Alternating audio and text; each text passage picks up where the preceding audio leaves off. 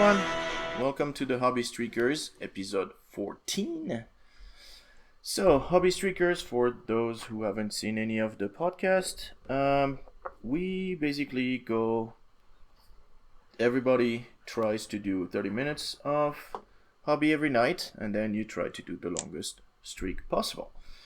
My co-host, as usual, Liam, today on 1,503 days.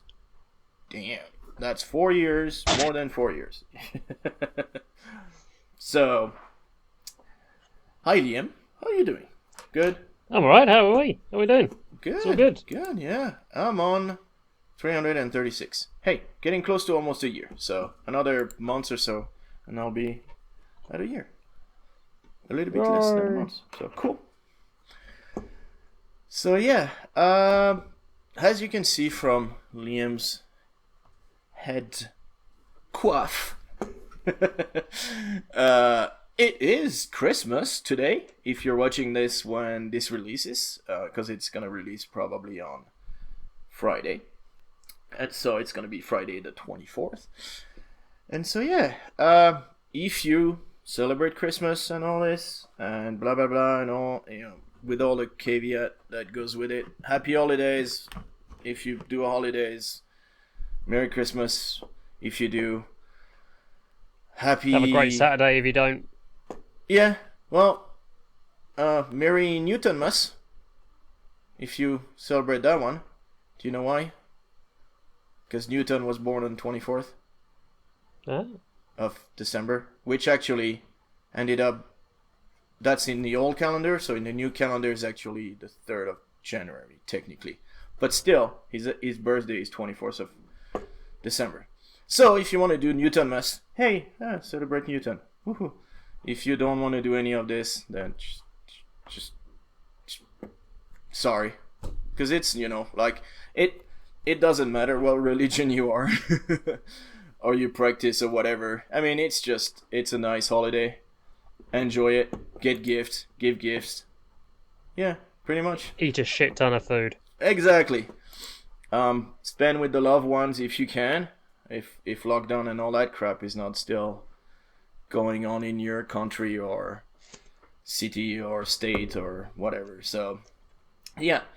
A little bit of housekeeping. I believe we are now almost at 80 subscribers, which is just freaking crazy. So, it's awesome. For Christmas, can we have 100? that would be great. So yeah, So that's about it. I mean, there's been a couple new videos. I'm gonna have to do a new one on my printer because of some issues that I will go through in a bit. But yeah, let's start with our shout out, because I mean, I need to start because first in my list is you. So Liam at 1,500. That's, well, a few days ago, 3 days ago. So yeah, Saturday. Yeah, so awesome. Yeah. You're the first one to reach 1,500. So congrats. That's pretty impressive.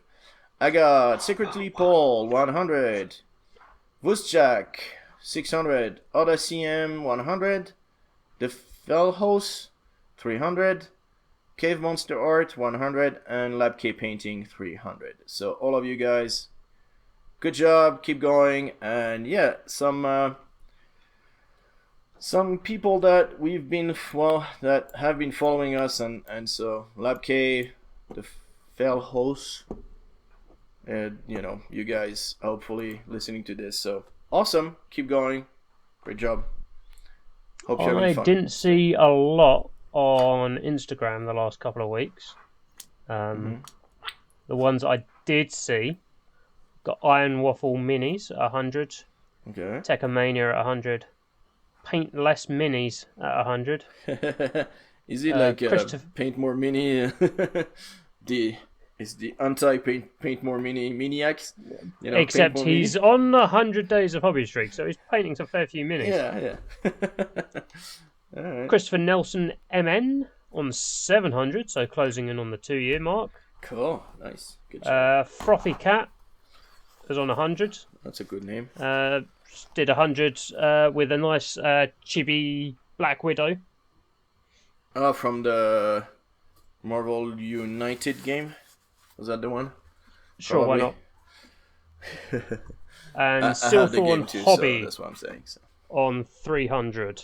Cool. The ones that I saw. If I missed you, it's because I've been looking at pictures of cats on Instagram rather than toy soldiers for the last 2 weeks, because it's getting to Christmas time. I need the happy brain chemicals. Well, so I work in retail. It's all gone a bit shit. Yeah. Well, yeah, I'm guessing that people are getting all upset and bent out of shape and all excited and shit around Christmas, and it doesn't really go well. Well, so I finally moved into the office. Woohoo! So we've been renovating and building an office for the past year and a half. And then the carpet thing happened last time, so they finally did that, and I finally moved into the office, which is awesome because I can have 3 screens, and it's freaking awesome to work when you have 3 screens. I got one crappy, even like a crappy, like this 4/3. It's still a screen that I can put a window on it, and it's awesome. But so really cool, really happy about that. Really nice place to work. So that's my big thing. My mom is visiting too from France. So she is vaccinated, booster and everything, because she's old enough. And she did the whole test before coming in and all this stuff and all this, and so so she's visiting. She's gonna be here for a little bit. A load of my friends who are older than me got like a text message through going, "Oh, you're eligible to book your booster now." And a couple of people who I know who are younger than me at work got a text message through going, "You're eligible to book your booster now." Like last week at some point. So they've all booked theirs. And then I've got home from work on Friday night. Alright. And I've sat down and the news has been on going, "Oh, all these new testing sites have opened up, blah, blah, blah, blah, blah." So I've got my phone out and I've just gone on. And there was one available on Sunday at the pharmacy, like 5-minute walk from me. Oh, cool. So I managed to skip ahead of all the people who were like, "Oh, I've got to drive like 20 minutes to go get mine." I was like, nice. 5-minute walk, mate. This one's like literally a 2-minute walk from one of my mates at work's house. And he was like, "Oh," and I was like, Yay. Oh, that's cool. Yeah, I'm still so where are you guys on as far as like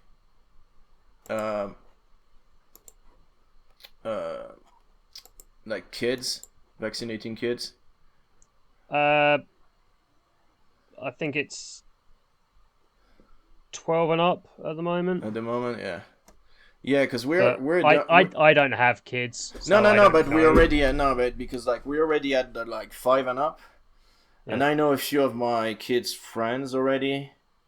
They told me got vaccinated, and I'm still I'd like it to be more widely spread in Europe and stuff. More countries are proving it for kids before I get my kids vaccinated, but it looks like they are starting to drop the edge and everything. And the Pfizer is the one that, anyways. But hey, it's Christmas. Let's not talk about bad things. We said we weren't getting each other COVID for Christmas. Just before we started. It's not the gift. It's not the gift of COVID for Christmas. No. So, anyways, I am painting Cable. So, if you had followed the Cable saga, he had some broken little bullet impacts. Bullet impacts on the shield were kind of broken. So, reach out to the community. One guy came back, actually used a bunch of files from the FX thing, which we talked about their new Kickstarter to do the all the effects for Star Wars. Yeah. And so he kind of like recreated the shield and everything and all that. I was like, man, that was just like awesome. But it was a little bit too convoluted and too elaborate and all this. And I was like, I'm not comfortable using something that, I was like, I thought he was going to make it himself, but he actually used parts of things that other people made and put it together, which again, like awesome. Right. Thank you so much. And if I was not doing what I'm doing now, I probably would have been like, oh, this is fine. But since we are broadcasting on YouTube and everything, I figured like, no, it's not, it becomes not as personal as it should have been. So because of that, actually my cousin reached out to me and he backed up the FX thing also way back in the days. And so he sent me a couple of files and said, like, what would be potentially working. And so I looked through the files, I found the ones that I liked, and I found those are the nozzle flash. And so I bought the nozzle flash pack, which is like super cheap on their website. But like I didn't have to, like I went through all the freaking files from the Kickstarter, which I don't need. And then I just found those, and I know that those were part of the nozzle pack because they're in the nozzle thing. So I bought the nozzle pack, and that's it. So like this, I could figure out which one I needed. I don't even remember which one is which, but basically it's like two different nozzle thing from like 40K, I think. I reduced their size quite a lot because they were a lot bigger than this because they were like proper nozzle flash, but now they just like impact on the thing, so they're a little bit like I think I reduced bolt guns are large weapons. I probably reduced it by like 50%, but anyway, so I put them on. Before doing the stream, I used the white primer with a brush and just put that on there, and and here we go. So I have my thing that is ready to be painting today. So hopefully I can get through that and paint that guy. Well, finish painting that guy today. Well, except the base, because I never paint the base.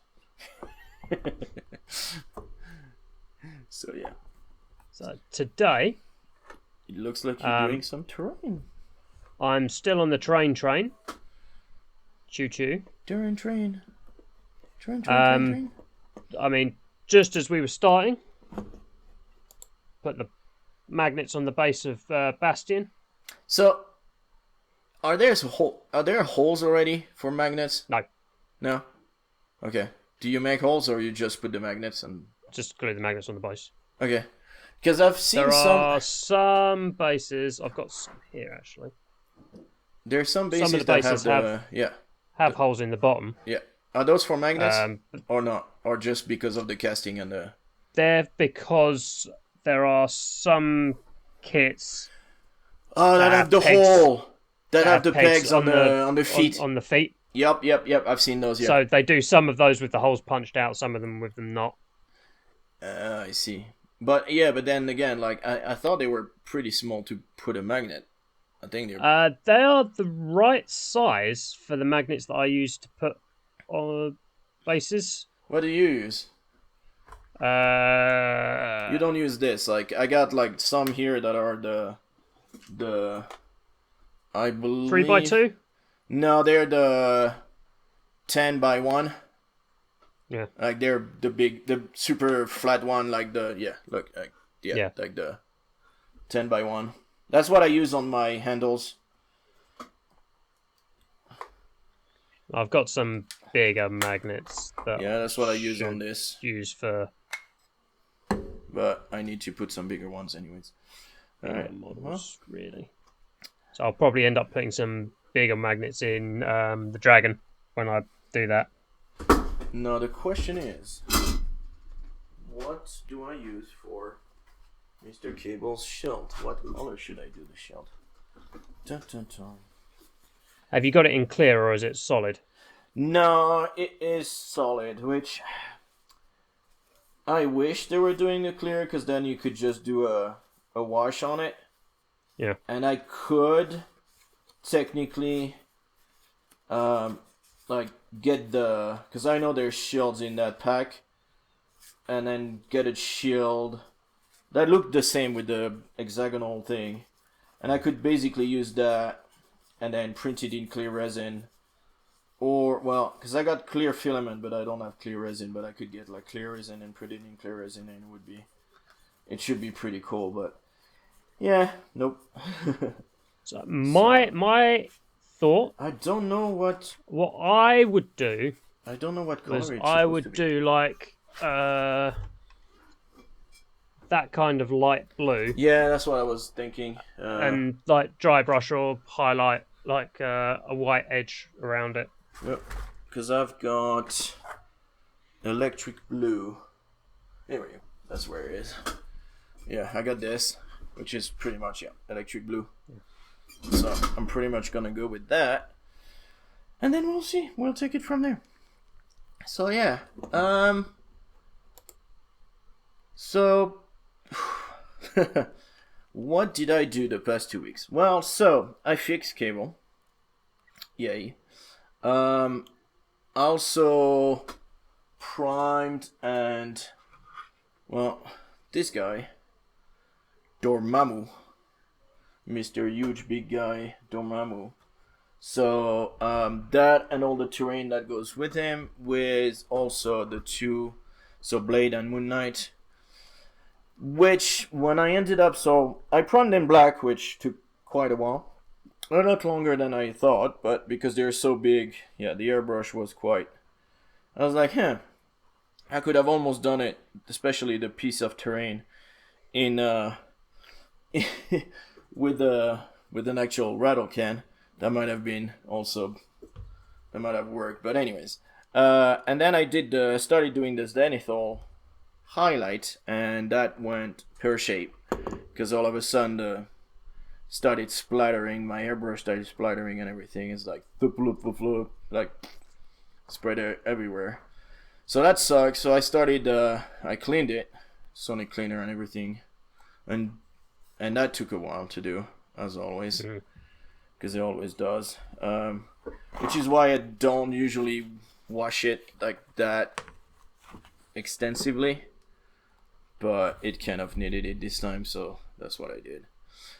Then I did a video for Doctor Strange and Clea, the Ancient One, and Mordo. Well, Mordo and Mordor's different. Mordor is different, but Mordo is that. And Doctor Voodoo and Hood. So I did all the assembly for those guys and the videos with the unboxing and assembly, like I did for Dormammu and so on. So yeah, so I did that. What else? I finished printing finally the construction site. Yeah, that's a big stack of stuff. Holy moly, that's a big stack of stuff. Yep. I've got 2 rattle can of primer filler, which I can do it in the garage, because the garage it's warm enough. So I can do it in the garage and leave it in the garage to smell. Stank. Yeah. Well, I don't know if you can say decanting, like for wine, but anyways, like yeah, for destanking the freaking thing, because it's still like the molecules inside still just kind of like, yeah, they still release the gas for quite a while, and especially there's a lot of them, so I would need to probably assemble everything first, and then once it's all assembled, prime the thing. So I don't prime the connection, because the primer filler, if you put some in the connection, that's gonna be a major issue, because then all of a sudden it's like it's gonna fill the spaces that you don't want it to be filled. So I might have to do that. But anyway, so everything is ready. I need to find giant pieces of cardboard boxes that I can put on the floor of the garage so I don't mess everything up and get yelled at by my wife for putting paint on the floor. See if your local supermarket has got any old. We're receiving tons Christmas of shit for Christmas. We're receiving stuff. No, we're receiving ton of shit for Christmas. So like Oh, all the Amazon crap and boxes and stuff. But of course, like I did my civil duty and broke down all the boxes and put them in recycle, and they took it this morning. So I'm hoping to get a couple more boxes that I can maybe use, but yeah. So yeah, this is gonna be fun. Like when after that, as like started painting all this, I mean, there's about 2 kilos of freaking filament. Like that's how big that printing job was, and I'm gonna definitely making a video out of it, like, cause it took so long. But yeah, so that's done. Hopefully, I can soon have it assembled and started priming at least. What else did I do? So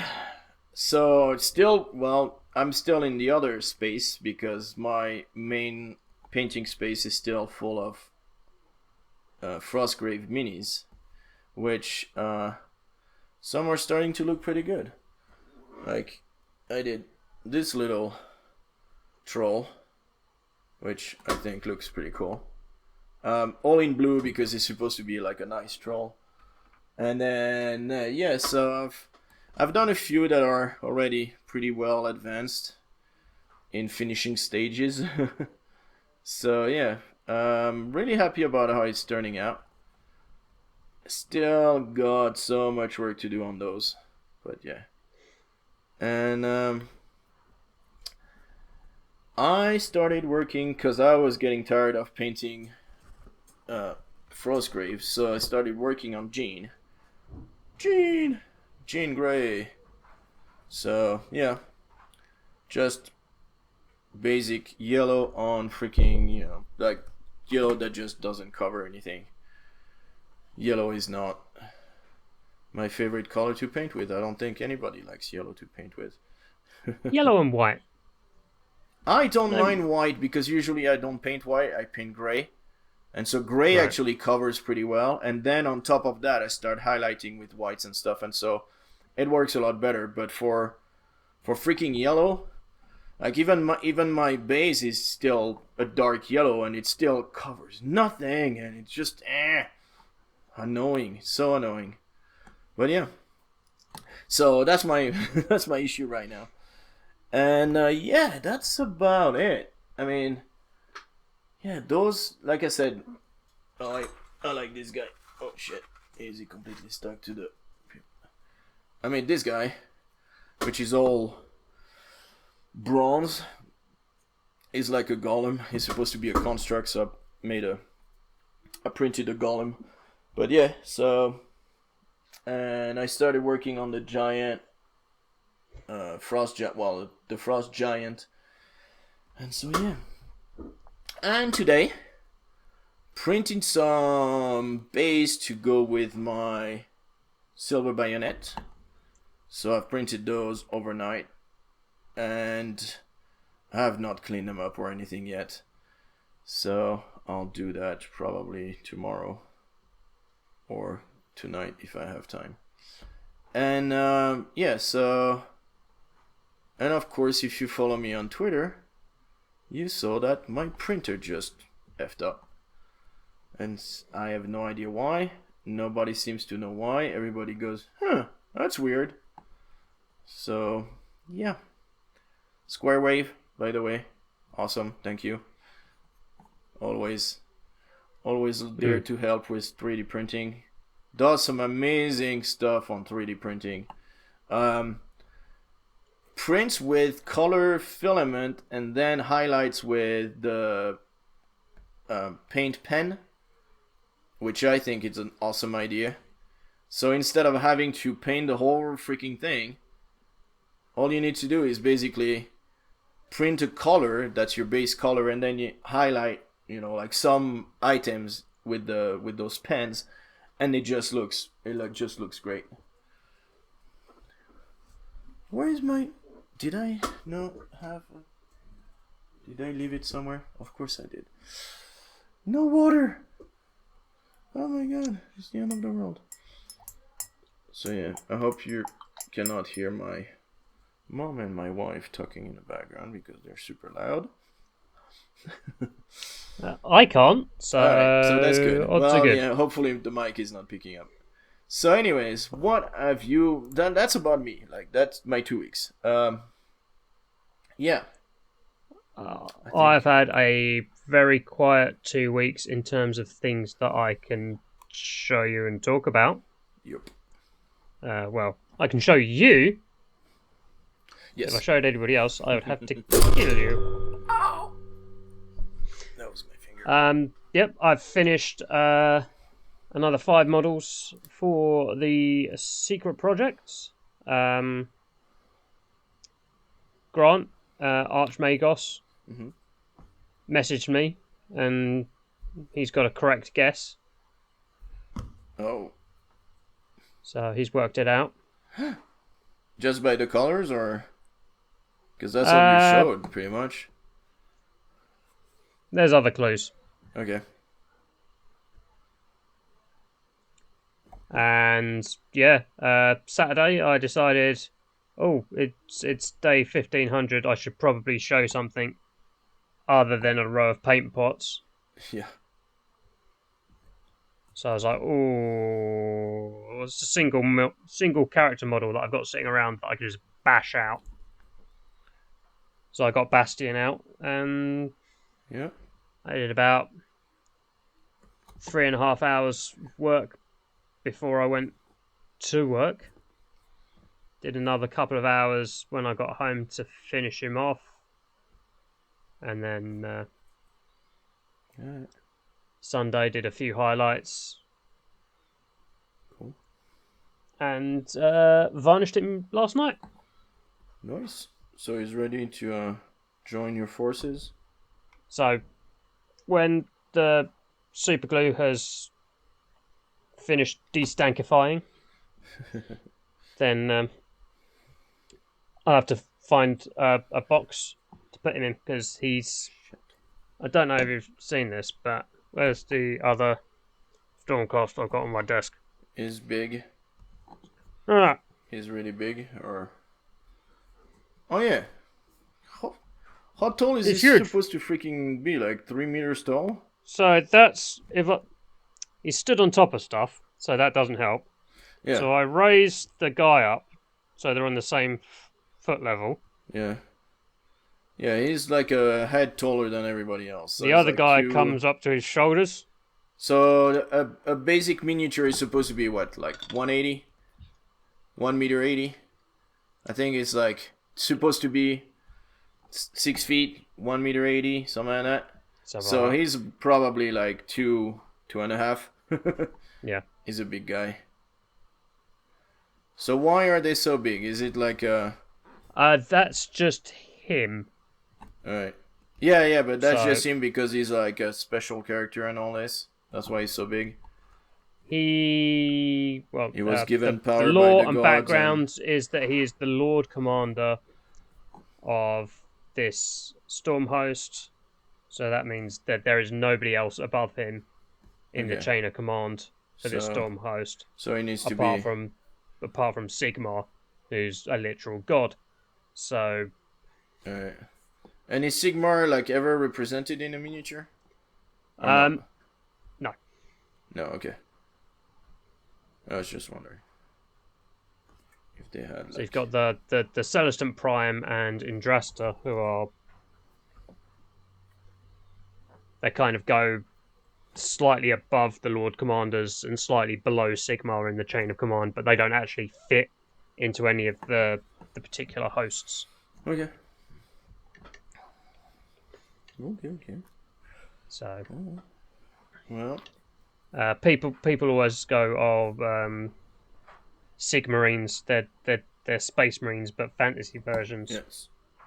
And like, if you're gonna continue that analogy, A lot of people say that like the Storm Hosts are like the Space Marine chapters, in that they've got their different color schemes and the different fighting styles and all that.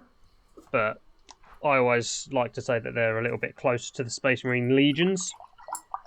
Okay. Legions are bigger, have no rigidly enforced outside command structure and like order of battle, and Space Marine Legions are led by a singular, larger than life, over the top demigod style hero. Yeah. So Right. Bastion is actually Cool. the size of like the Forge World Primarch models, so that kind of carries through. And I like being right. So. Oh, that's good. So yeah, well, your list is pretty short, but like you still did. I mean, my secret project stuff. I'm pushing myself in the level of detail that I'm putting into these models.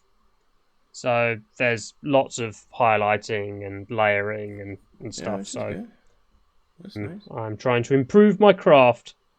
Always a good idea. And that's kind of what this is kind of what this is.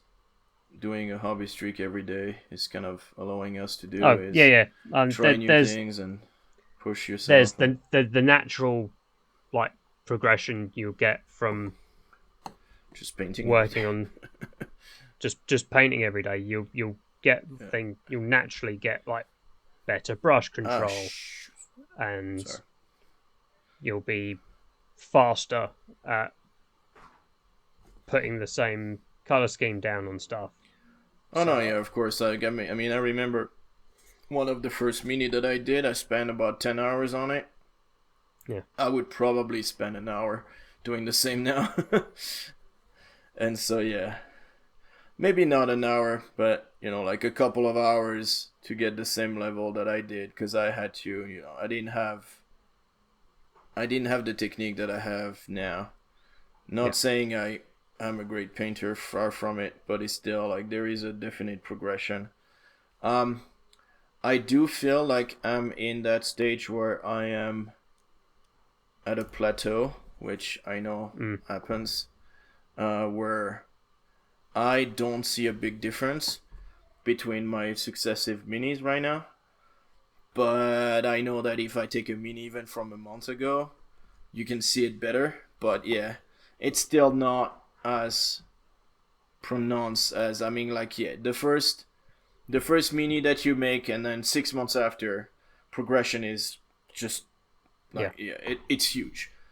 That's a big psychological thing for like even in my karate instruction when I'm teaching people, like the first few weeks they'll be like, oh, I'm rubbish, and then they'll go, actually, I'm starting to get the hang of this. Yeah, and then you go back to after like the first 6 months, and then they go, oh, I'm rubbish. But and this is the thing, we've got an observable phenomenon that we've named the blue belt blues. Oh, cool. Blue belt is sort of like middle in our curriculum between in the like the progression of the coloured belts. And a lot of people will get to that sort of mid-level and they'll just sort of stay there for like a year and a half. Because they're like, oh, I'm not getting any better. And it's like, I mean, you kind of are. It's but just you just hitting you just don't see it. It's a slower, more gradual, more refined progression rather than like, I finally cracked how to do this individual technique. I don't think that's even the case. I'm not entirely sure how that translates to mini painting, because I don't teach mini painting and I don't see other people doing it but as I much, think that the problem is you get stuck in one specific technique that you do. Yeah. And if you do not, like you say, push yourself and decide like I should, like I'm at the level that I'm like, I should start trying oils, and I should try, wet blending, and I should. But it's like, do I want to take that next step? Is also the issue, because the plateau is not. It's also comforting in a way, because you are, you know where you're going. You know what you're doing, and so as you progress into the painting of your miniature, you realize like you know that the next step is gonna be. You know what the model is going to look like, because you've done it so many times that you know, like, oh yeah, I'm going to do my gradual, like, this is my layering that I do with my paint super thin down, that is more like glazes and so on a zenithal highlight. I know exactly what it's going to look like. I do try new colors and things like this, but I still know, like, it's comforting to know where I'm going with it. Yeah. Where I would have to... And contrast paint is the same. Like, when I put contrast paint on zenithal, I'm like, just like slap it on, boom, done, finished. I'm not dwelling over like, should I do this, should I do that? And I think that that's a big issue, that if I want to start doing like weight blending and things like this, or oil washes and all that stuff, I'm like, do I really want to go there? Because I'm gonna take a mini, I'm gonna start doing that, and I'm gonna be like, okay, that's not at all what I want. It doesn't look good, blah blah blah, and I'm gonna feel like I'm gonna be back in like, the beginning of my painting, and that's kind of like that's also. It's not, because it's a different technique and it's something new and so on, and you're still progressing in what you're doing, but I'm afraid it's gonna feel too much like. Yeah. Like I'm back like 6 months ago or more than that. As much as I hate always bringing it back and going, oh, look at me, I'm a karate instructor. That's like, there's a lot of parallels in teaching anything. How you learn a skill. Yep. Oh, for sure. Yeah. So like we have a yearly black belt camp where all the black belts in the country are invited to come and train together, and the amount of people who turn up, like who are in the lower to mid end of that room, who go, right, I'm a black belt, I should know everything. Yeah. And then the instructor who's running the camp turns around and goes, right, here we're going to use a technique that you've been doing for the last 10 years, and we're going to do it in a way that's completely new to you, and they suddenly forget how to do everything. Yeah. No, yeah. And there's the old aphorism that nothing grows in the comfort zone. So there's for sure, pushing yourself and getting. But the hard thing about that is the comfort zone is comfortable. Oh no, yeah, for sure. Like I said, you know exactly where you're going, and you know what you're doing, and you feel like you might not, but you feel like you know what you're doing. And at this point, like if Games Workshop in their infinite wisdom dropped a load of like new Iron Warriors characters for Horus Heresy, and I picked them up, and so for those who haven't been keeping track, my Iron Warriors for my Horus Heresy are like the models I first. That's my hobby streak. Day one was painting those. That's a while back. That's 4 years ago. So, yeah. So if I picked like a new model up and decided I was going to paint it in my Iron Warriors paint scheme, I mean, I could knock that out, start to finish, in like 2 hours. Yeah. Oh, for sure. Yeah. On the one hand, I'd be going, right, my painting is a lot better than it was 4.5 years ago. Yeah. But on the other hand, I don't want to use my new skills on that old paint scheme, because then it will just look completely different. Mm-hmm. Yeah. So you're sort of in that. Yeah, for sure. Yeah. No, and it's like I look at my Marvel and I'm like, which is why I'm practicing on the secret project. So I've got a unified force that's at my current level, pushed level. Yeah. So there's a difference. Yeah. There's also a difference between what you can do at a comfortable level and what you can do when you're pushing yourself. Yeah. No, for sure. Yeah. Tabletop versus and then when you're pushing yourself as well, you've got to make sure that there's going to be like fuck ups. You're going to mess up, and you've got to be okay with that a little bit. So. Oh no, of course, yeah. Which is why we have tester models. Yeah. No, and it's again like it's. So you don't have to strip whole squads. Yeah, and you know, and it is tempting to go back to something that you've painted a while back and be like, oh, let me repaint that because I could do so much better. That was madness. But yeah, you're never done then. Because you're going to paint something and you're going to be done and then you're going to be happy with it. And then a couple of years down the line, you're going to be like, oh, this is shit. I need to repaint that. George Lucas and the original Star Wars movies.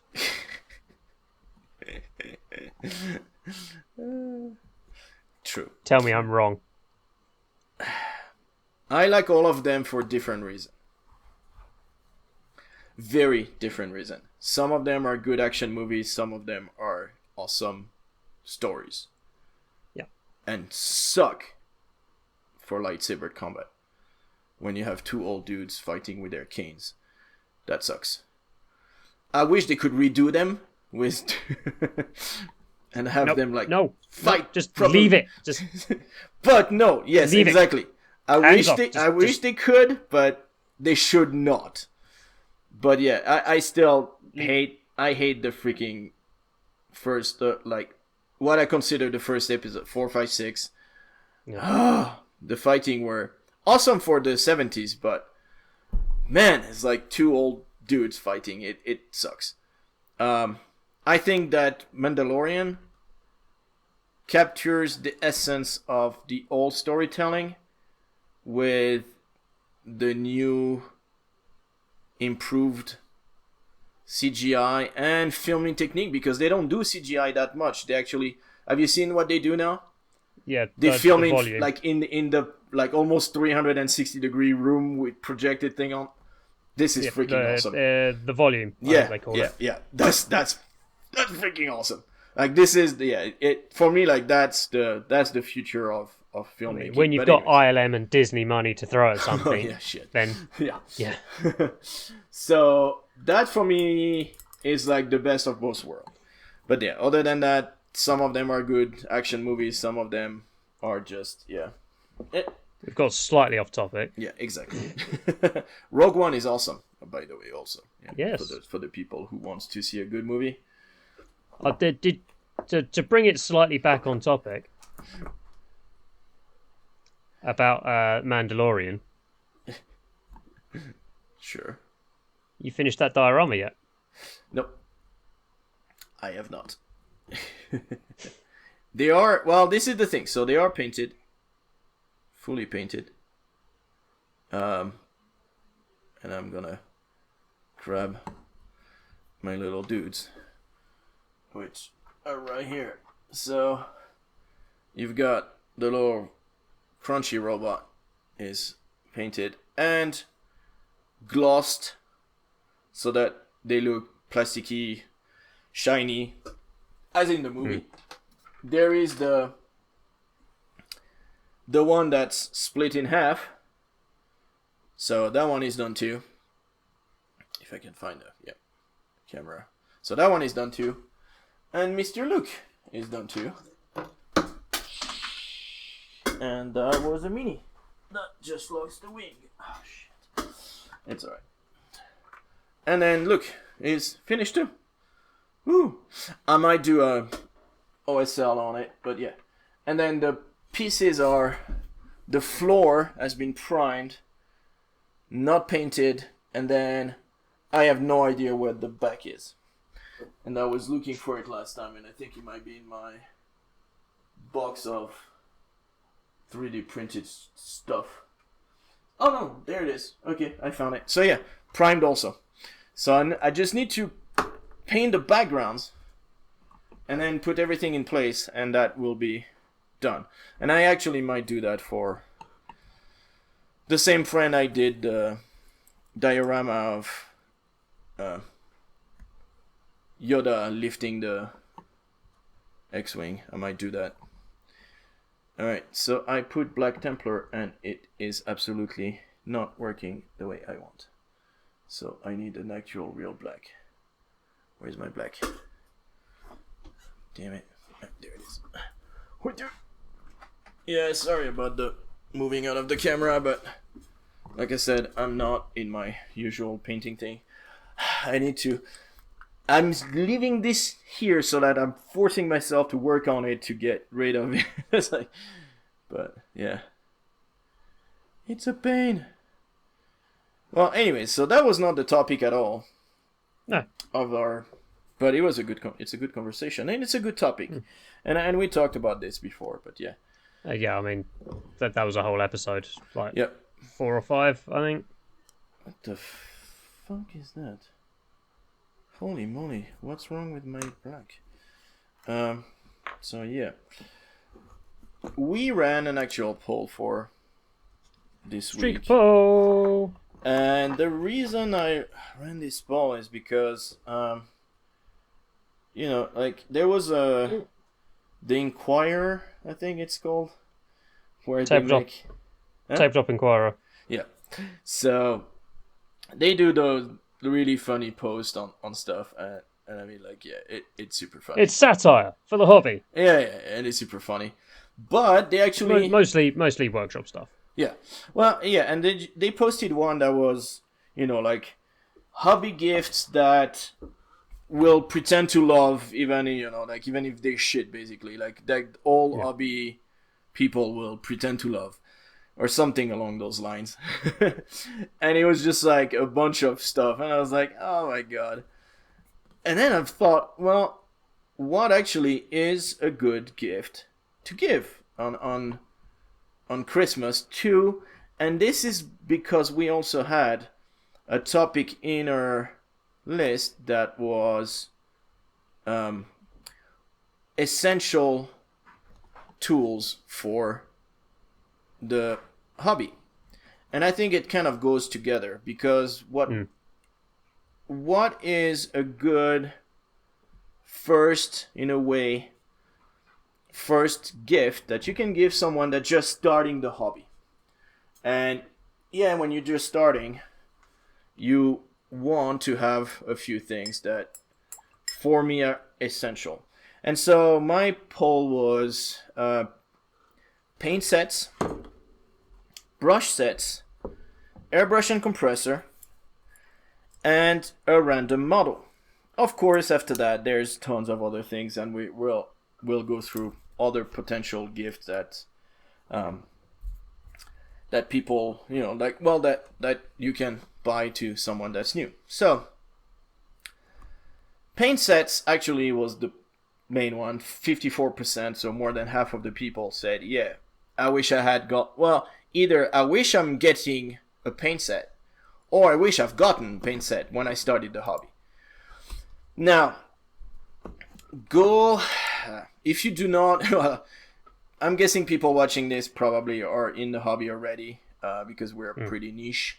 But in case someone finds this by, because they're looking for a gift for someone, well, first of all, it's a bit late, dude, or dudette.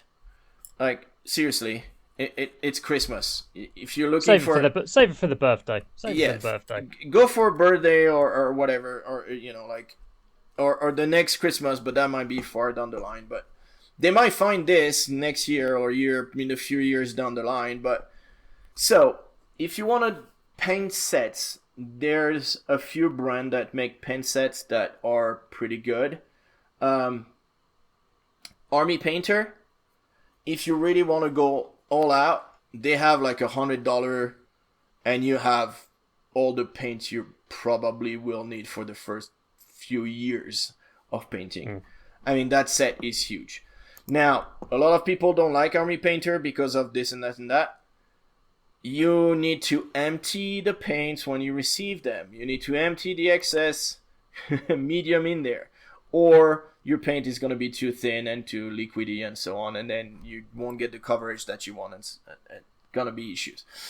I remember myself getting Vallejo paint set for around, I think there's some for around $40, and you have a few paints that are the good starting point. And yeah, there's a few of them. Don't go with the military color things unless they're painting military stuff. But if you actually know what they're painting, and so just try to go for something more along the lines of game color. Yeah. So game color, I think, is the one that you want. Then you've got Citadel, and that is Games Workshop brand, and I know they do paint sets, but I'm not too familiar with those, so maybe you can enlighten us. I believe, although you haven't bought one in years because now you buy what I've you not need. bought. Yeah, I've not bought their like mega bundle paint sets. But they do like, here's one of every contrast paint. Here's one of every layer paint. They do the contrast paint. Yeah. Because that's definitely one I would like to have. You know, I have too many that it's probably not worth it. Yeah. But yeah, it's. But they also do some boxes which sort of fit in between a couple of the categories that you put down on your poll. All right. So they do like. Oh, you mean welcome to the hobby packs. A brush and some paints and blah blah blah. Yeah. A starter brush. Yeah. A easy to build sprue of insert models from whatever system you pick it up for. Yeah. So it's going to be either 40k or AOS. Yeah, of course, yeah. So I think in the 40k one you get a handful of Space Marines. I think the AOS one you get a handful of the Vindicta Stormcast. Okay. And then you get all the paints to paint them in the box scheme. And you get how to paint them in the box scheme. Yeah, okay. I don't think you get clippers and glue. Yeah, but we'll get to those as well. But yeah. So Final Fantasy Flight game, FFG, they do, well, and I don't know now who is selling those, but they have also like the Empire paint set, the Rebels paint set, and basically you get all the colors that you need to paint your stormtroopers, blah blah blah, and so on. Shore troopers, stormtrooper, and all the vehicles and all that stuff into one paint set. So they definitely do that as well. So yeah, definitely look for those. Make sure you know what paint they have, because like if someone was to give me a Citadel paint set, I'll look at them sideways and be like, really? Because I have 2 paints, I think, of Citadel. If it's contrast paint, that's fine, but the rest, no. So, like, hey, I've seen people online, like, this guy was painting with some Valero paint. Like, do you like, what do you use? Oh, yeah, I like Valero, but I prefer scale 75. And I have almost all of them, blah, blah, blah. Here we go. Now you know you need to buy scale 75. which good luck for that one. No, yeah. So try to figure out what they want, what they like, and if they're just starting, again, like contrast paint, really good starting point, because there's a lot of technique out there that give great result for minimal minimal effort, and you get some awesome results, and definitely like they will be happy, especially if they're starting. So now to apply those paints you need brushes. So you have, again, all kinds of levels of different brushes. You got everything from let me see if I can grab one. Those kind of things, which we all have tons of it. The one with the big, yeah, exactly. Or the one like with the big, you can find those on, yep. Like we all have those. Some are golden Taclon or whatever. Like those are, you can go into pretty much, yeah. You can go into pretty much any hobby store, like Michael's, like Hobby Lobby, yeah. Hobbycraft in the UK. Yeah. So you'll grab those, and basically you can grab a pack of brushes, and no matter what the level of the person, they will be happy. We never have enough brushes. Yep. Now, there is some people that are very specific with what they want, and then you have stuff like this. So you have the blue ones, which are Monument Hobby, Bonwick, Dead Cord, Synthetic Brush, and then you've got the Pro Sable. So sable means they are natural hair. Hairs? Yes, hairs, because they're from the sable, which is a little ferret thingy. You don't use those with contrast paint. So if you're buying contrast paint and you want to buy some brushes, don't buy natural hair brushes, because people don't use those. You will kill them with contrast paint. Or washes or anything like this. This is a Broken Toad, and honestly, really love it. I'm usually more Raphael. There's Rosemary & Co. There's the Newton one. Yep, Winsor Newton. Winsor & Newton, thank you. Citadel. Which I fucking hate. I hate Artisopus. Yeah, there's a bunch of really high-end brushes. If someone is just starting, don't even bother. They'll get there eventually if they want to, and a lot of people don't use natural hair brushes. I love it. Yeah. I know you don't use them. No. Like, and I love it. Like, if I could paint, like, I'll paint 90% of the model with this brush. Like this, because it's my work. It's becoming my workhorse. It's a size 2. It looks huge, but it's got a super fine point. I love the fact that the natural, like the way it feels and all this. People don't. Again, like this will come after. What you can do is buy a set, like we said, of freaking brushes. 10, 20 brushes for pretty cheap. It'll work. It doesn't matter. Yeah. Like my aunt got me a set of random brushes for my birthday this year, and I looked at them and went, awesome. I can use 75% of those brushes.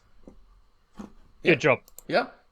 And even with like the big brushes, the other quarter that I can't use, I've found jobs for them. Exactly. So one of them is my applier for like the crackle paint. Oh yeah. You need one. Usually because you need a crap don't brush give for a that. shit. Yeah. I don't give a shit about it. Yeah, exactly. It doesn't need to be a point, and it doesn't need to like not spray. So dunk, splat, yep, spread. Jobs are good. Done. So, but a starter hobbyist will not care. Oh no, yeah. what brushes you get them. No. So get they're them just some brushes. happy to have brushes. And even I would be happy to have brushes because I'm looking at... Yeah. I mean, yeah. This is the problem you're gonna get into. Like, this... yeah. Exactly. You've got a freaking thing... These are all my duff brushes, my files, my scissors, my clippers, my knife. Exactly. My toothbrush. And you've got some that you can spend 10 minutes looking for a brush that's gonna do. Like this one, I've cut the hairs and everything, but it's still awesome for like dry brush on super small thing. I mean, yeah. You never have enough brushes. Your old brushes. Doesn't matter. You never have enough brushes. Keep your old brushes. You can use them for something. Exactly. So this is the thing. You never have enough brushes. You can die buried in a pile of your old brushes. So yeah, again, brush. People will be happy. Whatever brushes. Just make sure you don't grab like oil brushes or stuff like that. All we use are acrylic paints. So try to stay with acrylic paints because anything else will might not work as well. But yeah, again, those are usually the cheapest brushes, and you can get some, like if you go to Michael's or places like this, like art places, you can get a full set for like $10 or 10 quid if you're in the UK. Yeah, I mean that yellow set was like £7. There's 6 brushes in there. Yeah, so you can get a good set for not too much, and again, a good gift. Now, the next thing that you will need in your hobby is sprue cutters. Now, there are several levels of sprue cutters, and I am trying to and I'm banging everything, and it's JG. Yes. Do you want to hear a horror story about when I started the hobby? Did you use the snippers for cutting cables? Nope. Did you twist them? Don't tell me you twisted. Did you twist your pieces off, seriously? Oh my god. Do you want to know what I did after that? Clean it up with an X-Acto blade. Leave it. Yes? Just leave it? Oh my god. So... and when I progressed from that... it became 100 times better. Nail clippers. So... well... Nail clippers. This is the thing. So you have like so many different levels. You have... Don't use nail clippers. You use nail clippers? Oh, after that you use nail clippers? Seriously? Is that what you use like still now? No. Oh, okay. I've got actual clippers. Okay. I'm not a monster. I grew up. So you have... I can afford nice things. If you're a monster, then you're already like... I thought using this would be already like bad, but that's like cable cutters. Yeah. And those are like... I mean, they're just nasty because I cut metal with it. So then I actually moved to those, which I got tons of them in with my printers. Because with the printers, they actually give you snippers. I had a pair of actual snippers that I bought, which were cheap. Then recently, it's been a few. I moved to the Army Painter ones, and now I know that I had God's hands in my wish list, and I believe my in-laws just bought them for me. And I was like, ooh. So when they arrive, because they won't arrive for Christmas. What? Of course not. So when they actually arrive, we'll be able to try them out and see how they compare. And I'll probably compare. I could do a video and cut some pieces of sprue. But again, like you don't need... Oh, all right. Yeah. Sorry about the technical difficulties. So I was saying, God hands, Japanese, and the reason, so they're considered the best sprue cutter in the world. They cost a fortune for what they are, just sprue cutters, but they are made for Gundam. Gunpla. And I was going to say, you said Japan, and I was like, yeah, that'll be them Gunpla guys. Yep, and the reason is they don't paint. No. So when you cut it, and anybody that does miniatures and assembly that we do, you cut it, you put it, and it's white. Because you've forced it even the slightest bit, and it turns white. You cannot have this on a Gundam, because that's just sacrilege. Because they've got the ability to cast multiple pieces on a single sprue in different colours of plastic. Yeah, it's freaking awesome. I mean, I don't know if you've seen some kits, but yeah, they're... Oh, yeah, my brother does Gunpla. Yeah, like, this is, yeah. Yeah. So I've got a few. I actually started with those. And so, yeah, so they made those super fancy sprue cutters that will basically cut through plastic like it's not there. It only cuts on one side. Yeah. So that it just slices through and doesn't pinch the thing and doesn't leave a mark and cuts like to the very, very edge, and so you'd never have to clean up your model ever again. We'll see if that's true or not. But anyways, I'm super excited because it was in my list and I was like, one day I'll buy them, but no, not just like, no. It's in my list, but you know, and then my in-law apparently bought those for me and I was like, awesome. That works for me. So yeah. We'll get a review on them next episode. Get some. Don't go super cheap. Don't go super expensive. But if you get if you have a $20, for example, limit to your gift, buy a $20 pair of nice. You know, like I think the Army Painter is probably like 16 or something like this. They're freaking awesome. Like already compared to one crap like this, yeah, they're great. So. Invest in those. I know that Monument Hobbies does some sprue cutters that apparently are really, really nice as well. So Army Painter, Monuments Hobby, Citadel, probably GW makes some sprue cutters, which you have, of course. There we go. They came with the magazine. Exactly. So yeah. So. My old sprue cutters were dull and horrible and didn't cut very cleanly, so I chucked them and got them out. Exactly. So you cannot go wrong with the sprue cutter. Like I said, I've got my Army Painter one, which I'm very happy. Now, if I get those other ones, it's gonna be freaking awesome.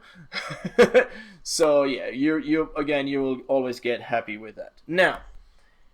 There is something that not everybody uses, and so I'm gonna mix two of the category that I've put down: mold line remover and X-Acto blade.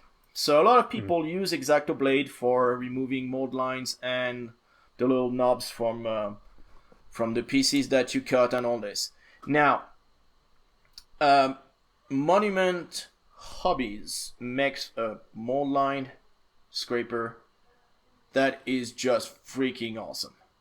Like literally, this is my favorite tool by far of all the stuff that I have. Like it's just awesome.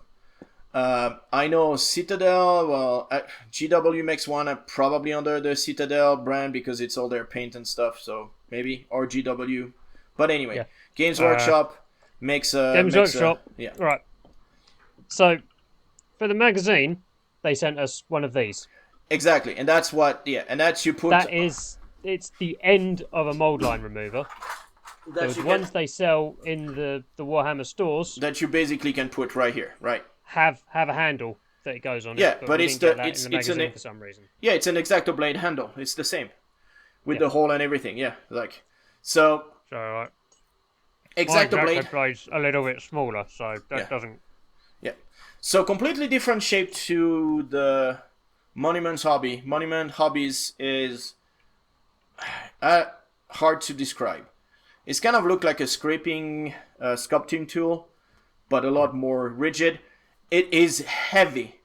Like it's a full metal piece. And it scrapes really well. And yes, you can use an X-Acto blade. I recommend using the back of it because you don't want to go too hard. But it's not the same. Like once you use an actual mold line remover, then you realize that yes, that's a tool that's made for it. So again, look at what tools they have. Try to, feign interest if you need to, and go be like, oh, well, what is that? It's like, oh, what is that line on the model? Oh, that's a mold line. How do you remove that? What do you use? Oh yeah, I use my trusty old crappy X-Acto blade to remove that. Here you go. Buy them a nice mold line remover from Citadel, Monument Hobbies, or other brand. I'm pretty sure it may make some other too. Brands are also available.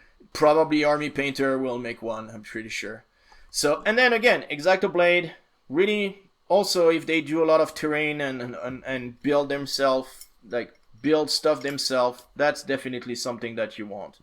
And again, if you're starting also, because it's supposed to be a starting, what you need as a starting tool, but an X-Acto blade will have both function also as a mold line remover, like we said, to start with. So maybe X-Acto blade is a better investment. I used to have a crappy one until I bought an actual, X-Acto. Like a real X-Acto knife. And it's like the blade doesn't go anywhere. It doesn't roll in your hand. It does not, like, the blade doesn't all of a sudden flip in your hand and almost stabs your freaking finger like the one that I used to have. So yeah, again, investment on an X-Acto blade is important. Now, paint pots. Most of us will use just whatever freaking pot we can find. Stuff that I love to use as paint pots are Bonne Maman, Jam, because they're freaking awesome. And I have tons of them. Like everywhere. I got a freaking thing full. So, but they do make some real fancy ones, which is a fun little gift. I'm pretty sure you have one. The Citadel one. That's the one. From the magazine. From the magazine, yeah. Well, yeah. I didn't buy it on purpose. No. But yeah, but again, it was a like free gift. So I was like, great. I will graduate from this little. You can buy a Hobbystreakers one, like a mug. Buy the mug. No, but like this, literally, like any mug or things like this. You can, like, if you want to customize a mug and put like my paint pot, blah blah blah, or whatever name of paint pot, or like something funny on it. Or, warning: paint water. Do not drink. Exactly, like something funny like this. Always a fun gift, and it will be used because we always need paint. Well, we always need water for our paints. Now, to clean up brushes. Yeah. Now, I've put paint rack on this, and I think that might already be a little bit more advanced, because when you start, you don't give a shit about having a paint rack. They do have nail polish little racks that work great for most paints and that are pretty cheap, and a lot of people do start with those. Then at the far end of the spectrum, you have the hobby zone, which you can buy individual little segment and thing to make your own table the way you want and all this, and that starts being like far. I think it's a bit far out. I'm not really going to move stuff around, but I've got a stack of Element Games MDF paint racks. Yeah, they go up to. Yeah. They go up to about there. Yeah. Yeah. And I've got 3 of them from there to there, yeah. and I can get most of my paints on. As you can see from my hand cam, if it's a paint I'm using, it's on my desk. If not, it's back in the But room. if I'm if it's one of the main colours on a project I'm using, it's on my desk. Yeah. If it's not, then I'll just, like when I was doing the fire on the brazier on Saturday, I had to go dish. Yeah, and I'm reaching out to my paint racks, which are custom design, custom made, and 3D printed. So yeah, design them 3D exactly the way I want it, and then printed them and put them on my wall. And so that's the second iteration of paint racks that I've done. I've made some that are just basic racks that were on the table, and now I wanted more space, so I've designed those to be put on the wall. If you're buying somebody a pre-made paint rack, then again you want to check what paints that they use and space they have, because I mean, I've got 1, 2, 3 by 3 layers of regular Citadel shelves. And 1 by 3 at the top of a slightly taller ones, because like the washes and the contrast paints are a different size. Yeah. Well, I have one rack that is for contrast,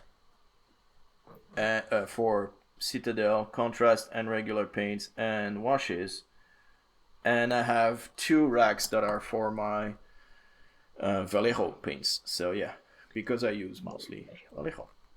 And the Duncan ones are coming, and I believe they are slightly smaller, which means I will need to redo a rack, and those are gonna be slightly, like, I can put, I think, a few more per racks than I do the Citadel, because they're a little bit thinner.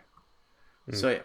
But so make sure you understand what paint they have and the size, and like, even if you don't know the size, you can always go in your friendly local game store and be like, hey, what do you recommend? And they might actually say, oh well, we don't carry it, but if you want to do this paint, those are, like, you might want to look at this and this and this. And so yeah, don't try that in an official Games Workshop store, because Games Workshop don't sell anything else but paint racks.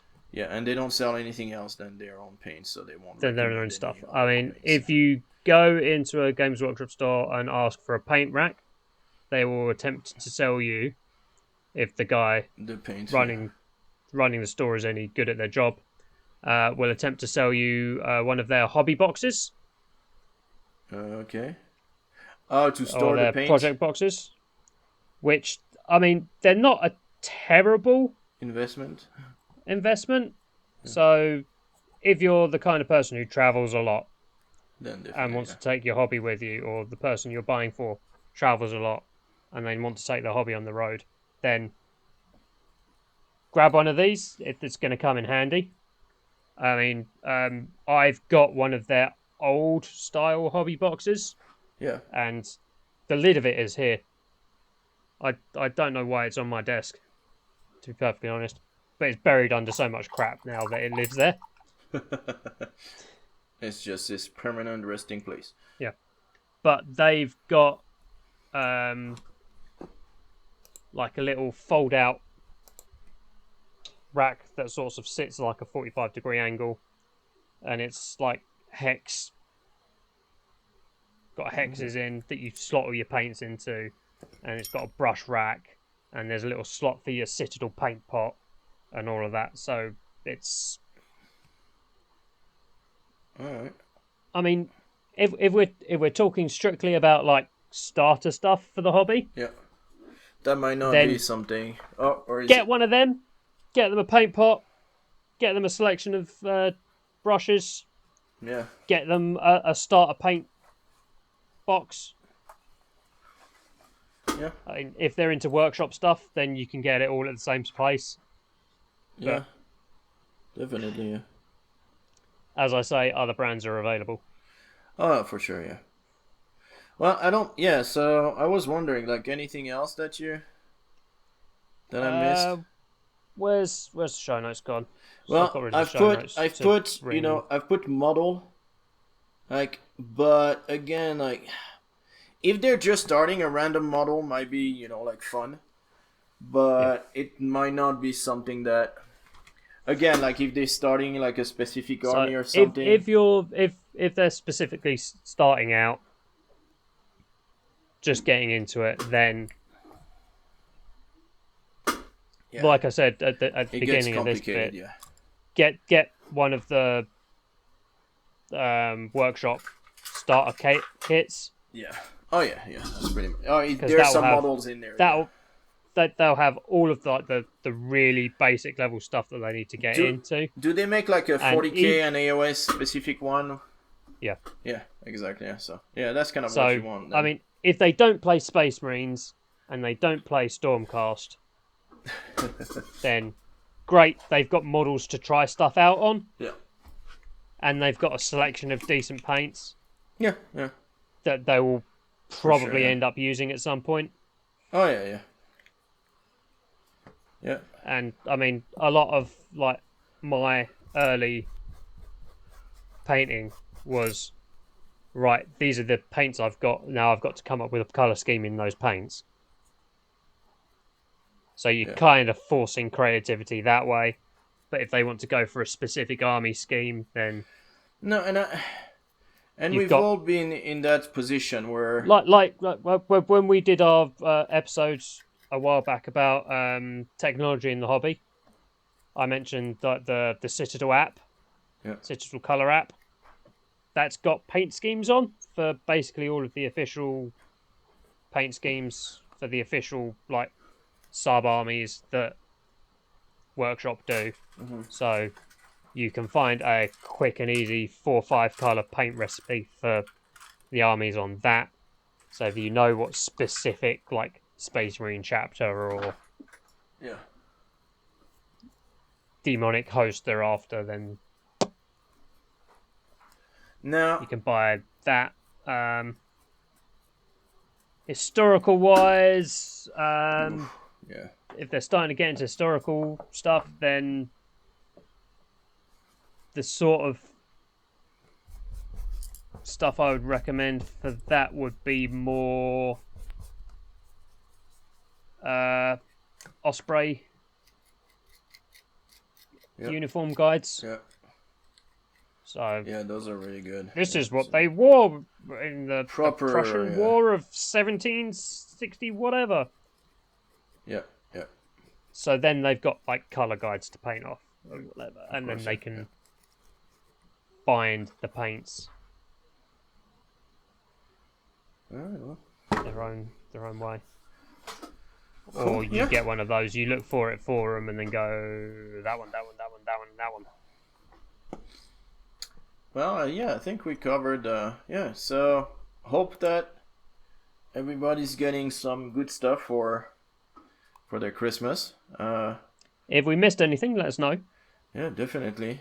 Let us know. And I mean, I know I'm definitely too tired to think in a straight line. So no, but I think, like I said, I think we covered more stuff, the really basic stuff that are, not a must-have, but almost like if you're in the hobby, or if you're starting out, you definitely need one of these. Pretty much, yeah. So now let's go into the news. Dun, dun, dun. And I saw that one. I'll let you have it, but I wanted it. You wanted it? The first one, yeah. Yeah? Yeah, I have it. It's right there. The return of the Haunted Hamlet, Cursed City. Cursed City. So, yeah. So, all the problems that Games Workshop were having with Cursed City that they didn't want to tell us about. And we still don't freaking know if it was. And we're still not going to get told about. Oh, no, yeah. It's coming back! What? Well, no, he wasn't gone. He's coming back, but he was never gone. But he's coming back, but he was never. Okay, sure, yeah. And all those expansions that we mentioned in those White Dwarf articles that never turned up. Yeah. Oh yeah, because they announced. Yeah, they announced. Again. They said there was gonna be the expansions are coming too. So yeah, that's gonna be interesting. The conspiracy theories. When the Soulblight Gravelords release came out, was that a load of the character models for that were scrapped Cursed City expansions. So one of the models that came out for that was Radikar the Beast. Yep. Yeah. So like the transformed version of the final boss. Yeah. That you're defeating, but you're not really defeating at the end. That would have been a pretty kick-ass final expansion for the board game. But yeah. Well, it is gonna be. Oh shit, the original boss is back and now he's pissed. And it's gonna be anyway, because now it's re-releasing and they're saying there's gonna be expansion and everything, so yeah. We're pretty much back on track in a way. So yeah. Surprised but happy that it's coming back. Yeah. It's gonna be some nice all the scalpers are crying into their keyboards. Well, all the people that bought it for $500 yeah. Couple of £100 off their copies of Cursed City that they've been sat on for 6 months. Do you think it's gonna be the same price, or do you think it's gonna be more? It'll be the same price. You sure? I don't think so. Yeah. I'm pretty I was watching the stream from Uncle Adam, and he was saying that he's thinking that it's gonna be much more expensive. Not much, but what was it? £125. I wouldn't be surprised if it's gonna be $150. And in the US it was $200, and I wouldn't be surprised if it's gonna be $225, $250 maybe, because of the shipping costs and increased cost and all that. So I would not be surprised if it's slightly higher cost. So, but we'll see. They would absolutely murder all the goodwill that they've got by bringing it back. If they increase the price it second time round. Yeah. That would be an absolute PR nightmare. Yeah. We'll see. So yeah. So I bet the sales department and the marketing department are like screaming at each other. Yeah. Yeah. Well, yeah, but it's like it's as in all things, I guess. It's complicated because it's like I said, like with the shipping the way it is right now, and so people are saying that there's also the an issue expansion for the tabletop RPG. Okay. That was set in the Cursed City. Oh, nice. That was due out a while ago. That has mysteriously not surfaced yet. So, all right. Cubicle 7 are probably going to release that when that comes out as well. Cool. That's nice. So yeah. Well, we'll see, but yeah. Still need to basically paint all of it. Because the only one that's painted is Jepson. Yeah, I think that's his name. The vampire hunter with this shotgun crossbow thingy that shoots stakes. Not the eating kind of stakes, the pointy, sticky stakes. So yeah, we'll see. Point number 2 on Liam's list of news things. Today, in fact, we had the first AOS battle scroll. Okay. Ooh. Ah. So, okay. This is... What is it? This particular one is a rebrand, essentially, of the Winter FAQ. Okay. So we are promised a big FAQ and points revision twice a year. Okay. We get for iOS, we get one in the summer when the General's Handbook comes out, and that is split between the General's Handbook, which has all the points changes, and an FAQ, which just updates and balances stuff. And then we get one in the winter, which is just a PDF update. So, like 40k had a month or two ago, they've committed now to doing a PDF style FAQ once a quarter. Mm-hmm. Cool. And which will have like more targeted fixes in. So this one was balancing some of like the big god level characters. It brought 3 inches down off of the Unleash Hell ability. A whole bunch of stuff dropped in points. Alright. One of the characters that I use in my list, my cool. Stormcast, dropped 10 points. Nice. So that's 10. Well, so what can you do with those 10 points? Can you just give him some upgrade? I don't know. Is there like single card type I thing upgrades? can't. There is nothing that I can get for 10 points. Yay. But I have been working on a different version of my list.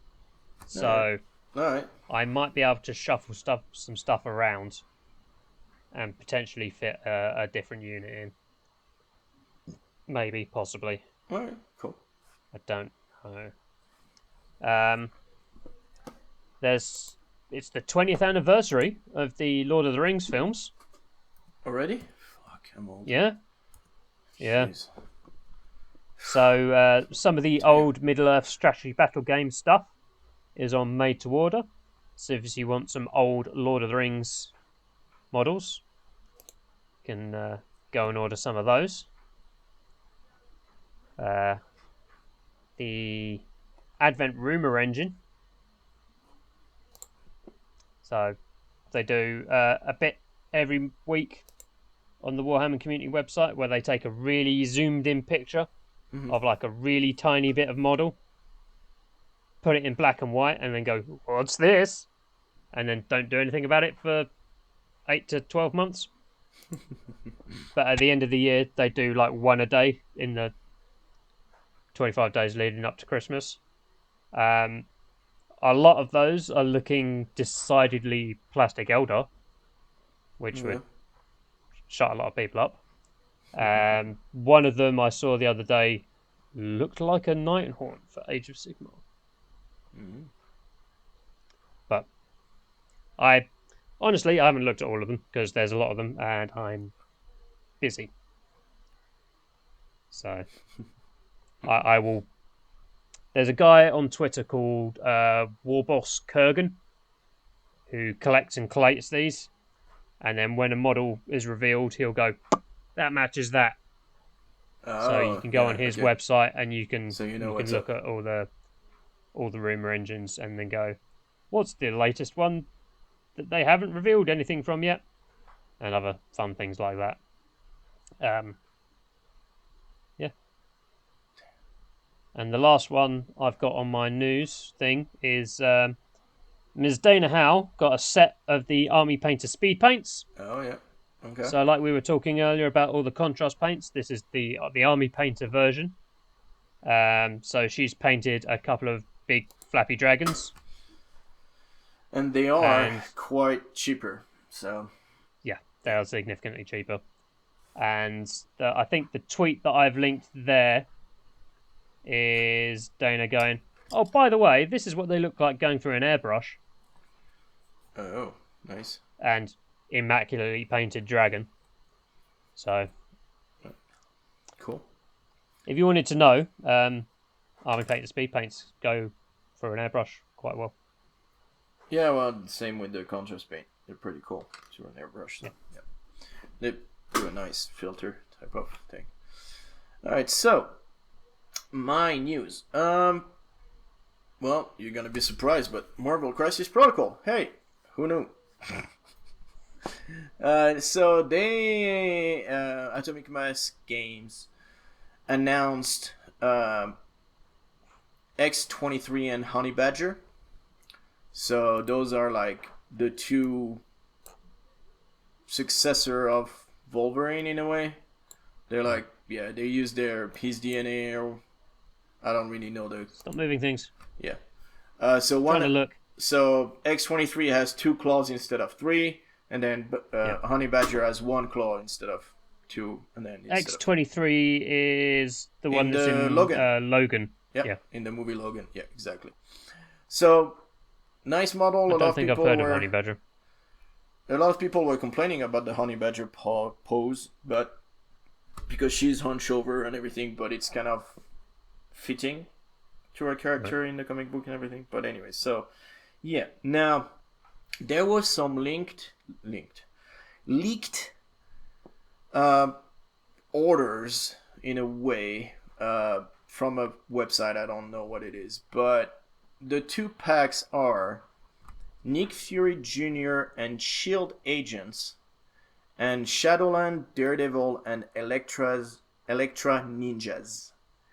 Now, there was some talk way back of minions in Marvel Crisis Protocol. So not just main characters, like pretty much, well, all of them have been main characters, but they were talking about potentially having minions that could be with, like on the battlefield.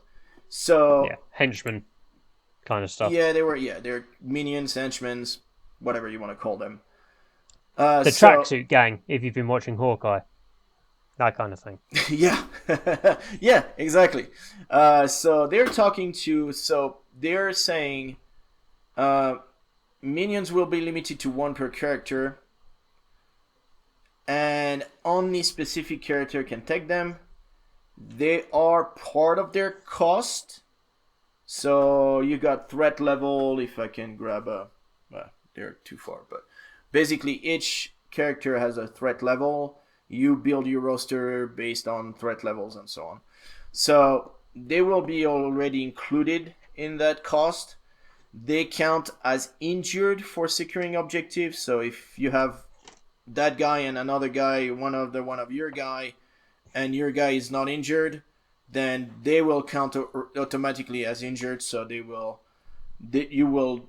not count as much towards securing objective as a regular character.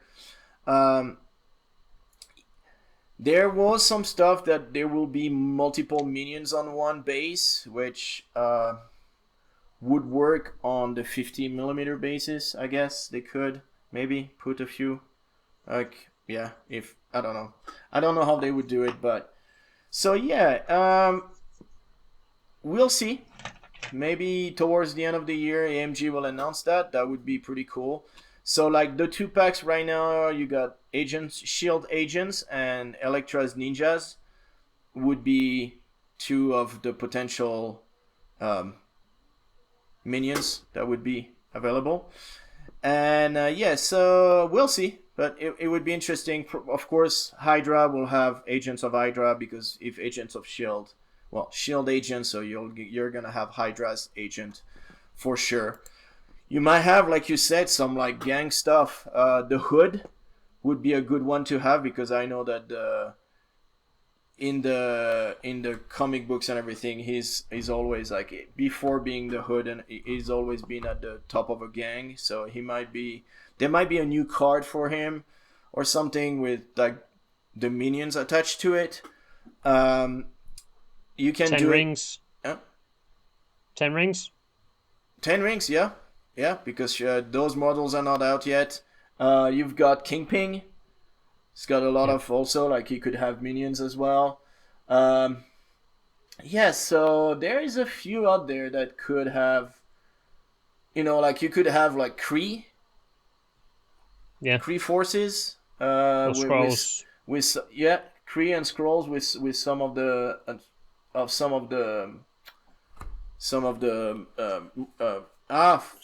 Guardians of the Galaxy.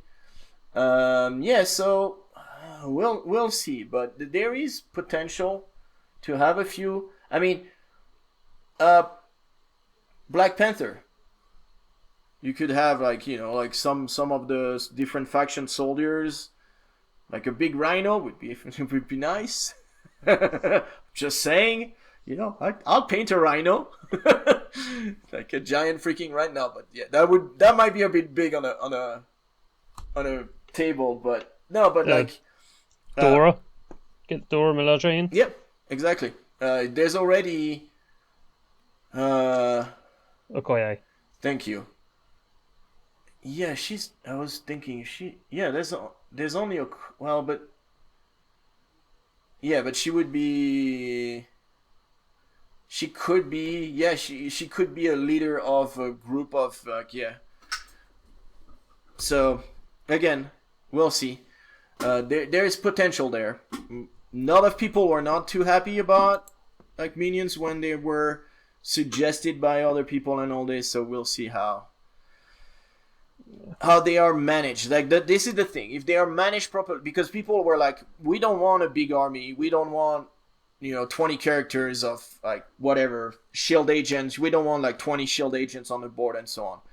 If they play it right and it's only basically one character, they're saying also activation will be at the same time of that specific character. Basically, Fury will act, his agent will act with him, kind of thing. So, and that would make sense thematically and would not affect the play too much, but it could offer like tactical, better tactical, shenanigans that you could do. if you want the specific technical term, shenanigans. Shenanigans. That's a technical term. Shenanigans.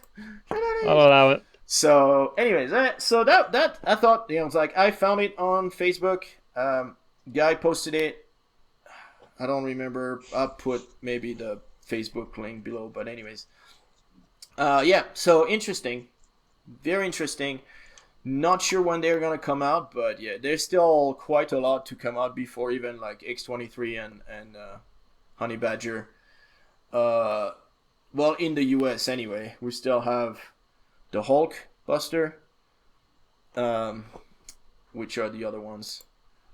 Miss Marvel, definitely. That, like, I want it. It's like, come on, it's been a while. The Hulk Buster, definitely I wanted to. So I've seen it's already in a lot of different places. Now it looks like some new characters have their here we go. Those assembly guide will now be basically, this will be empty and you will have a QR code which gives you a link to the web page with the assembly. So that's a good way of not having issues in your assembly, I guess. But yeah, so we'll see how that goes. So yeah, Colossus and Magic, Juggernaut, definitely, Rogue and Gambit, Miss Marvel, Hulkbuster. So yeah, those are the ones incoming. Like I said, really looking forward to pretty much all of them. So yeah, still don't know how I'm gonna put Juggernaut, if I'm gonna put the street light in his hand or not, but yeah, we'll see. So yeah. Oh, you got time to figure it out, haven't you? Well, yeah, because I have no freaking clue when they're coming out. Oh, and still the rival panels is still not out anyway, so that one is the one I'm really looking forward. But yeah, now I saw somebody painting up the was it the Spider-Man Doc Ock one somewhere the other day, and I was like, wow, that looks huge and pretty awesome. Big diorama base, isn't it? Yes. Yeah. Yes.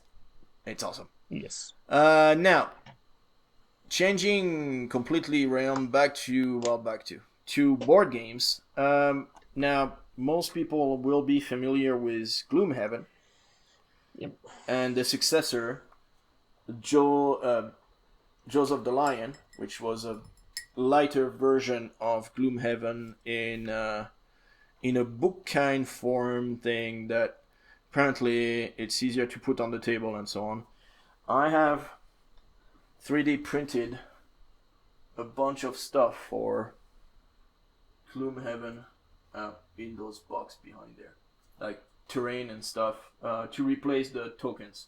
Now, they announced that they will be releasing miniature packs for the enemies, because the minis are already there for the main characters, but they said they will release for the enemies, which I think is awesome. Now, the expansion will include everything in the Gloomhaven base game, Forgotten Circles, which is one of the expansion, and the new Jaws of the Lion, but they won't be based on those specific titles. It won't be, hey, this is your Gloomhaven enemy pack. No, they'll be based, apparently, from what they're saying, like occult, humanoid, probably, like beast, whatever, blah, blah, blah. So different types of enemies, and so you'll be able to buy separate packs. And so it looks like it kind of was a last minute thing that they wanted to announce. It was at a conference. I don't remember on the top of my head. I don't even think it's in there. So there was one conference and game thing that basically they were at, and they just announced that. And so I think it might have been like a kind of a last minute thing that they wanted to just announce. But yeah, we'll see. Again, like it could be interesting for people that want to do the campaign and everything. I've started playing with the family. We've done a few scenarios, but it is difficult to have it on the if you can leave it on the table, leave it on the table. If you have a space that you can leave it on the table, leave it on the table, because then it's just a lot easier to go back to. And I think that's the big issue, because it's always the setup and everything is kind of long. Using the apps on the phone, iPad, and stuff like that makes it a lot easier for the score keeping and knowing exactly what the hell is going on. Like it's a lot easier to keep track of enemies, damages, and and all these things, and the amount of gold you have, and you don't have to. It's a lot easier to track, for sure, with the app, and so I recommend the app for definitely. But yeah, so we'll see. But I thought that was an interesting news, and that's it for me for my news. How's your Terran looking? I just saw that you're. Yeah, that looks really cool. So I'm just gonna all the metallics need a shade and a dry brush, but all right, cool. It's a couple of little things on the underside that I just want to grab that I probably could have grabbed before I glued it together, but we make bad decisions. Well, my cable is done, so I will leave it like this. I started on the base. Could you imagine? I only need to and actually I'm wondering if it's drying. Might not be dry enough for me to start putting the wash on the base already, but yeah, a wash on the base and then some dry brushing on the base, and that'd be it. It's gonna be done. I'm not gonna. Yep, is a good level. I went for electric blue for the shield, with 9 oil on top of it to go in the recess and everything, and then on top of that dry brush with the white, and so that looks pretty cool. And then for the explosion I went with, I think was fire orange or hot orange for the little explosion thingies, and look good. I like it. I'm happy. So yeah, that's it for me. Anything else? Well, again, Merry Christmas if you celebrate. Happy holidays if you have some days off. Hopefully you do. Be nice to retail workers, or I'll find you. Well, I only have 24 and I still need to do my tracking, blah blah blah. And I have the 31st that I still need to do my tracking, blah blah blah. So since once everybody's up at 6, 7, usually the kids, then it's difficult to work and take care of the dog and all this. So I'll probably still wake up at like 5 and start working on it and be done. Because I need to be done by 8, I think. Something like that. Anyways. So yeah, but hopefully this will come out on Christmas. So Merry Christmas to everybody again, and blah blah blah, with all the caveat. By the way, leave a like, comment, subscribe, etc, etc, etc. And yeah, hope you enjoyed the talk. Let us know if you have anything else that you would like for Christmas or a gift, birthday or whatever, for starting the hobby, or because you something else that you want. I put, by the way, airbrush in the thing, which we didn't talk about, and I think that's still pretty much advanced.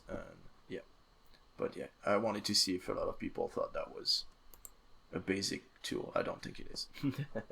All right, well, thank you everybody. Thank you, Liam, and bye everyone. Like, comment, subscribe, join the Discord, follow us on Twitter. Goodbye. Facebook also. Bye.